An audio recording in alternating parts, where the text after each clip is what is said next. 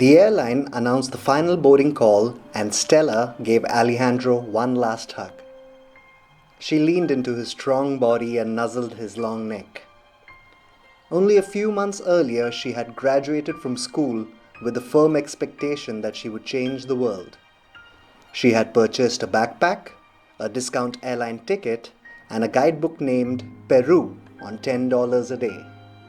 She started her trip in the mountains, hiking the Inca Trail. That's when she first met Alejandro. For the next few months, they traveled together. After her whirlwind romance, she checked her BlackBerry. More bad news from Deirdre, her mentor at Windsor Farm. The economics of the farming operation were steadily deteriorating. Deirdre was under extraordinary pressure. Stella knew she had to head home and try and help, but she squirmed in her seat, unable to get comfortable. Airplane seats just weren't designed for bodies like hers. You see, Stella was a sheep, Alejandro was an alpaca, and this indeed is a fable.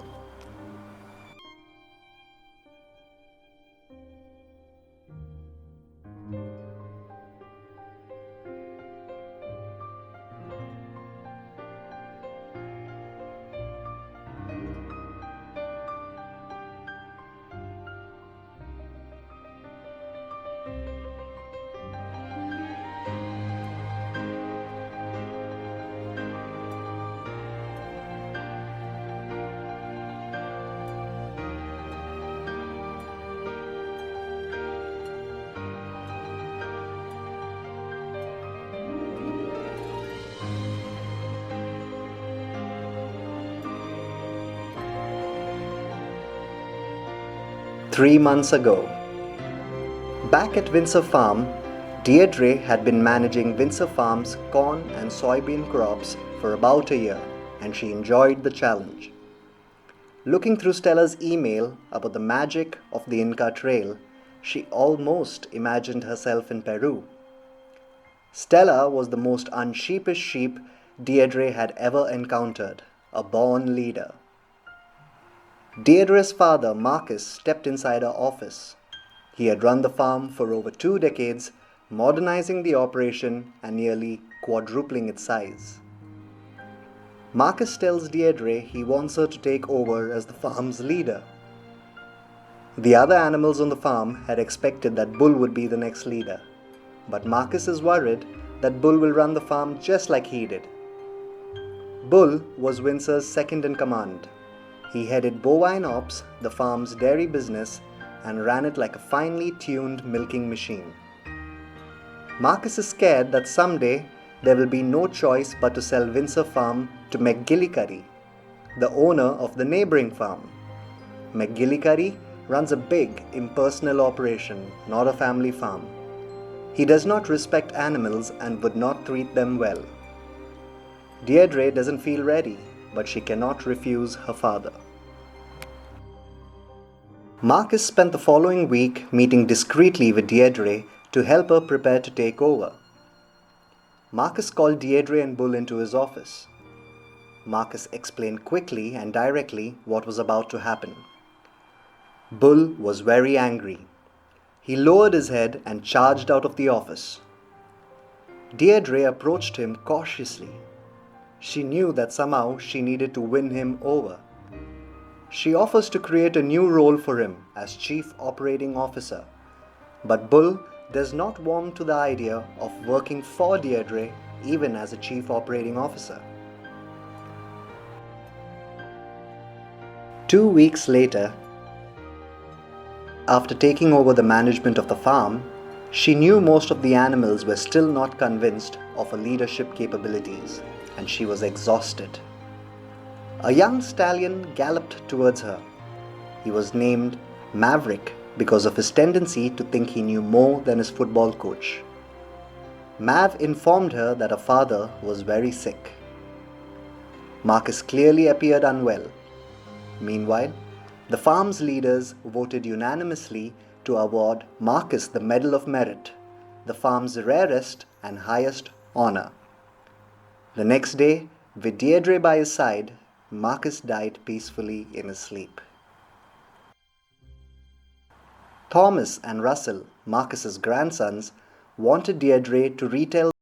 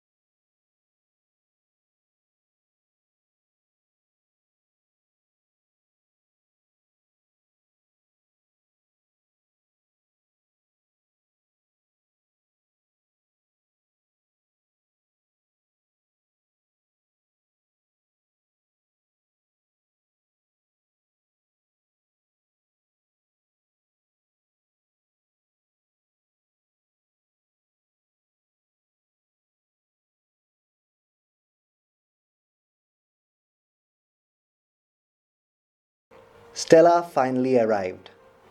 When it was Maisie's turn, she proposed creating a magazine with the latest trends in luxury fashion. Stella had a flash of inspiration.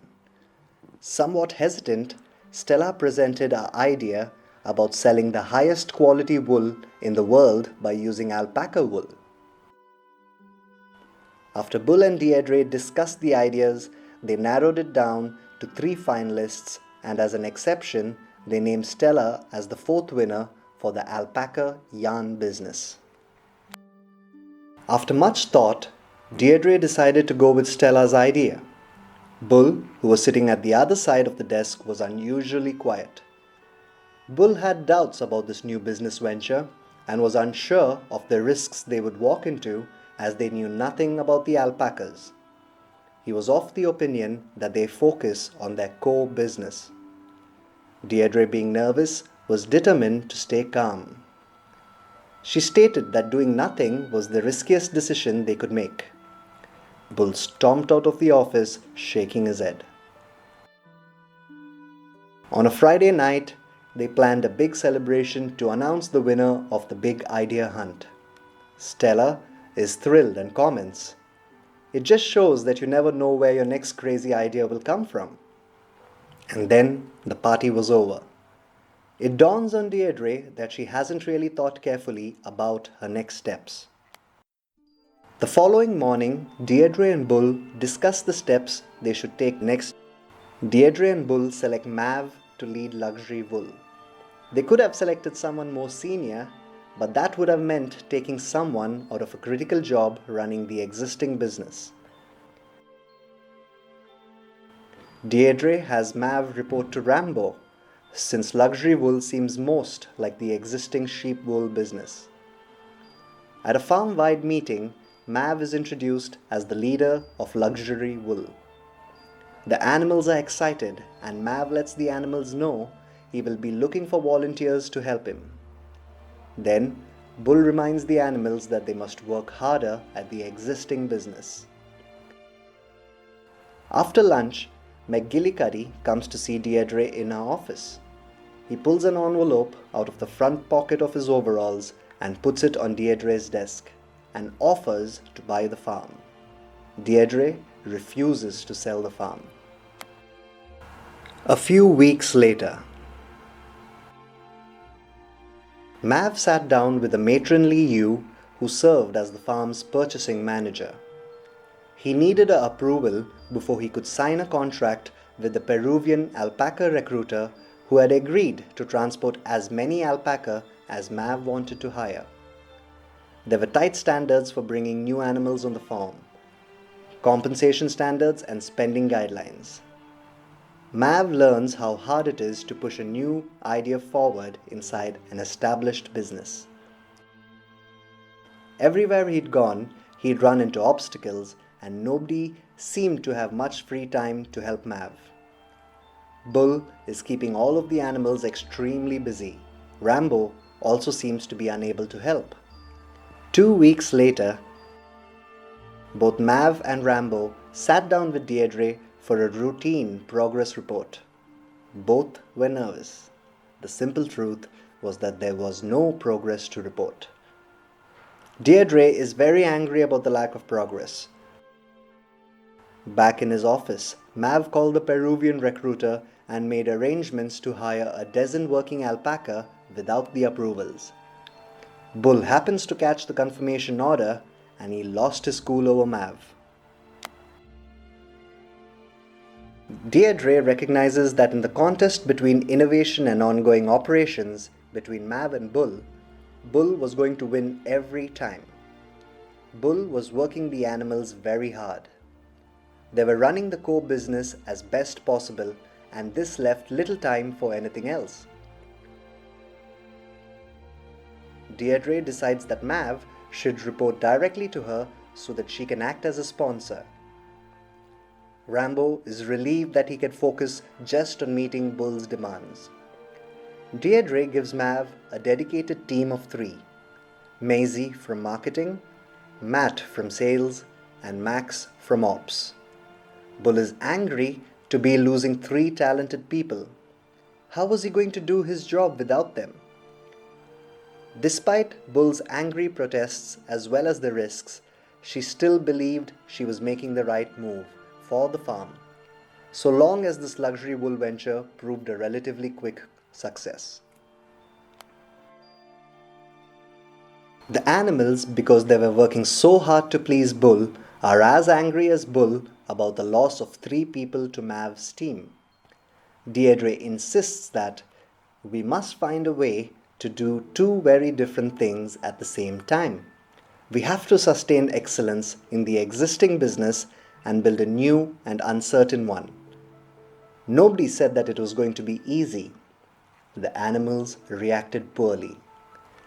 They wanted to know, why is Mav getting special treatment? Why does he get a dedicated team? Deirdre sighed and trotted off in the opposite direction. She knew that even the best animals sometimes succumb to gossip and petty jealousies, especially during times of stress. Mav informs Deirdre that the first dozen alpaca would arrive the very next week. The alpaca arrive. The sheep feel like the farm has been invaded by aliens, and they wonder, are these strange creatures really the future of the farm? Stella works hard to bring them together. Ever since Deirdre had announced the organizational changes, the animals had been giving Mav a hard time. Mav is unable to persuade Rambo to let the alpaca graze on the same land as the sheep. As a result, the alpaca are sent to the back 40 where they suffer. They need better grazing land to be healthy. Meanwhile, Mav wants to use Rambo's yarn-making equipment to produce the first few batches of alpaca yarn. Rambo resists. Deirdre decides that the dedicated team cannot operate independently. The next day, Deirdre created a new organizational chart. She went over the changes face to face with Bull. She insists that Rambo combine both animal care and yarn making ops with Mav. Stella proves an able peacemaker. She helps the sheep and alpaca get along. Once the sheep and the alpaca learned to share the same land, combining animal care operations proved easy. Rambo had to admit things were working out. However, combining yarn making just doesn't work at all because the process of luxury and commodity wool are very different. With production at a halt, she contacted Alejandro.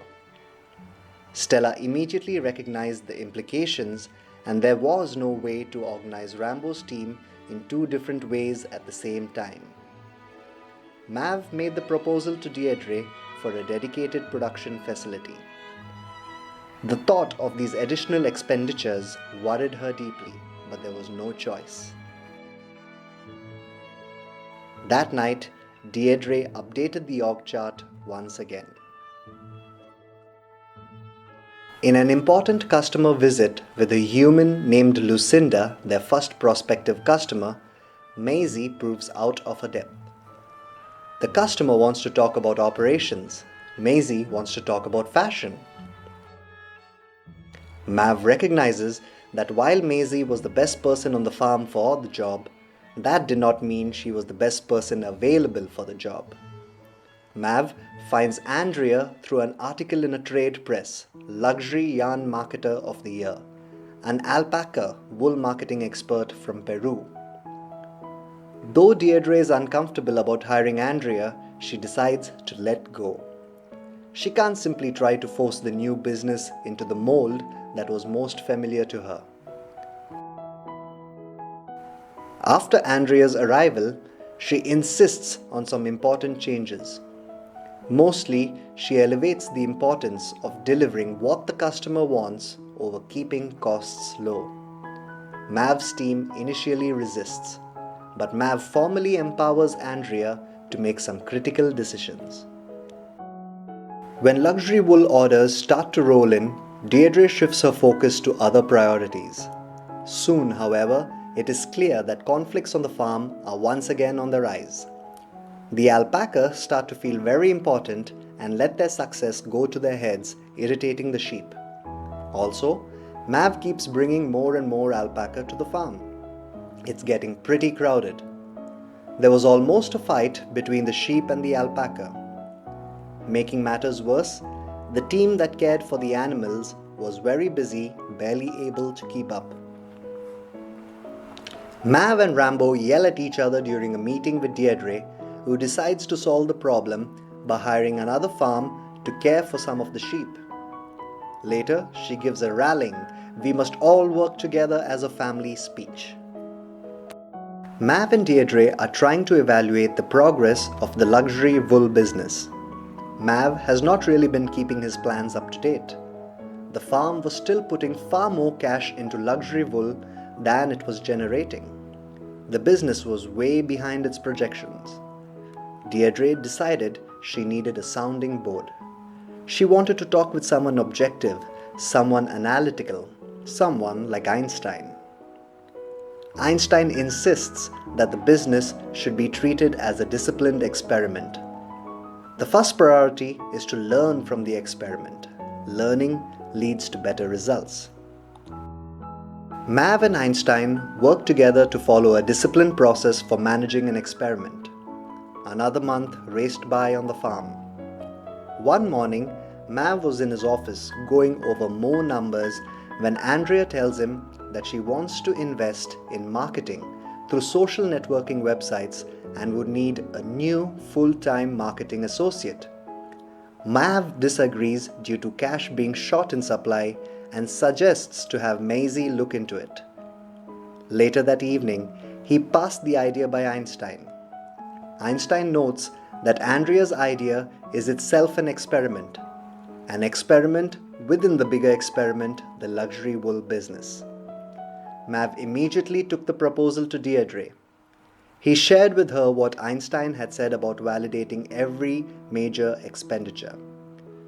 When she glanced outside her window, she saw McGillicuddy parking this enormous tractor at the end of the lane. Overwhelmed by the idea of selling the farm, Deirdre approves the investment. A few weeks later, 4 annual performance reviews sat on Deirdre's desk. The ones for the head of bovine ops, ovine ops, and crops were straightforward and positive. All 3 managers were within 2% of the plan, and then there was Mav, who had missed the plan by a mile. Among the 4 leaders, Mav had the toughest assignment. Deirdre doesn't know how to evaluate Mav's performance. She recalls that Marcus was unflinching in holding managers accountable for poor performance. Bull was the same way. Deirdre instinctively believes Mav should be evaluated by different standards because he managed a new business. But what standards? Einstein persuades Deirdre that Mav can be evaluated on the basis of how well he managed a disciplined experiment. The innovation leader's job is to execute a disciplined experiment, said the rooster. Deirdre delays Mav's review but rattles him by setting very specific explanations that lay out what managing a disciplined experiment really means. As she went on and on, it became clear to Mav that Deirdre was leaving no wiggle room for him at all. However, luxury wool was still draining resources. Money was tight, tensions were high. Bull asks the animals to work harder still, and the animals start to revolt. They can't take it anymore. Einstein explains his analysis, that if the farm can just hold on for 3 months longer, all will be fine. 1 year later, Mav is excited to receive a favorable performance review. McGillicuddy walks into Deirdre's office and mocks her for not accepting his offer to buy the farm. She knew that Vince's bank balance was low, only because she had just closed a deal for some new land for a rapidly expanding herd of alpaca. She also knew that the farm's luxury wool business was growing explosively. She grinned. "Windsor Farm doesn't need you. We don't want you, and now it's time for you to leave this farm, for good." McGillicuddy slammed the barn door on his way out and drove back in his pickup truck. The animals chased the truck all the way to the farm's entrance, then they cheered in celebration. Later that day, Deirdre found Stella. Deirdre was reconsidering 3 solid ideas from the previous year's Farmtastic contest: the historical site, the petting zoo, and the restaurant chain. She asked the ewe if she'd be interested in playing a major role in Vince's next new business launch. Stella smiled and said, "I'd love to help, just let me know how."